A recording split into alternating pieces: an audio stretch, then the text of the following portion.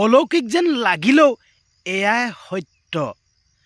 জুবিন গাৰ্গৰ আত্মাই আহি জুবিন গাৰ্গে তুলি লোৱা কন্যা কাজলীৰ লগত জুবিন গাৰ্গৰ আত্মাই ৰাতি ৰাতি কাজলীৰ সৈতে জুবিন গাৰ্গৰ আত্মাই কথা পাতে। এই ভাষ্য মোৰ নহয়, এই ভাষ্য জুবিন গাৰ্গে তুলি লোৱা কাজলীৰ।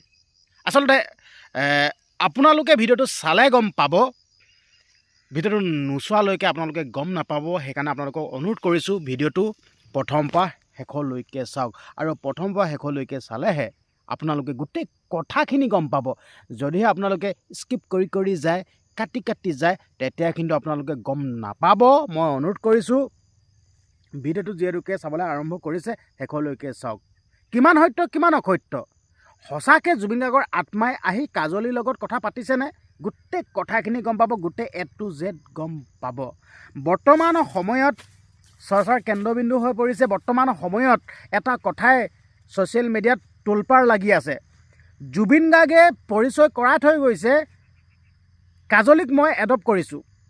ষ্টেজত কেইখনমান মঞ্চত এনেদৰে ৰাইজৰ সাক্ষাতত কৈ থৈ গৈছে যেন মই কাজলীক এডপ্ট কৰিছোঁ, কাজলী মোৰ ছোৱালী, মই এডপ্ট কৰিছোঁ, এনেকৈ কৈ গৈছে। কিন্তু এতিয়া একাংশ লোকে সেই কথাটোক লৈ বা এতিয়া ছ'চিয়েল মিডিয়াত এক্টিভ থকাটোক লৈ কাজলীক একাংশ লোকে সমালোচনা কৰিছে আৰু কৈছে মানে নানা ধৰণৰ কথা।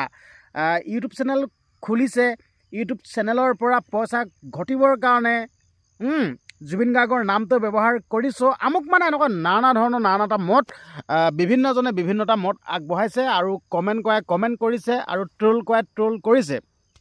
মই এতিয়া ক'ব বিচাৰিছোঁ, এই যে কাজলীয়ে ইউটিউব চেনেল খুলিছে, এই ইউটিউব চেনেল অকল কাজলীয়েহে ইউটিউব চেনেল খুলিছে নেকি? এনেকুৱাতো ইউটিউব চেনেল ছ'চিয়েল মিডিয়াত কিমান পাব আপোনালোকে, তাৰ কোনো হিচাপ নাই। আৰু বৰ্তমান সময়ত ছ'চিয়েল মিডিয়াৰ যুগ, সকলোৱে ছ'চিয়েল মিডিয়া কৰে, প্ৰত্যেকৰে হাতে হাতে স্মাৰ্টফোন, প্ৰত্যেকে ছ'চিয়েল মিডিয়া ব্যৱহাৰ কৰে, প্ৰত্যেকে ছ'চিয়েল মিডিয়া খোলে। তেতিয়াহ'লে ছ'চিয়েল মিডিয়া খোলাটো কি কাজলী ভাগৰ অপৰাধ নেকি?